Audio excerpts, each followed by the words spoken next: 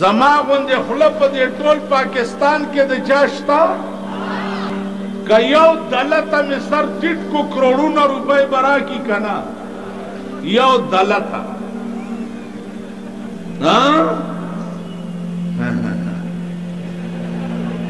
زه واورئ خان بهادر خان د پیپل پارټۍ وزیر اوقاف وکړ آبا ګرځېدو په دې مولیانو پسې دا بیا خسیان کول ټلیفون یې راته وکړو د بېنظیر یو کانفرنس کړی و مشایخ کانفرنس تاسو به په ټي وي لیدلی و په هغې کې سم دین پوری غوندې مولا مو چې دومره یې ګیره وه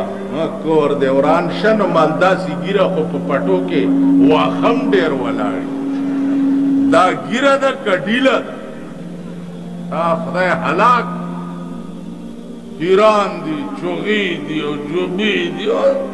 دا برشونه یې په ځان مګړي را مګړي دي څه چل دی د وزیر اعظم مشایخ کانفرنس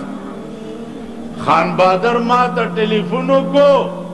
چې د 100 لکو روپو چک درلیږم 100 لکو سبا هغه چک کیش کا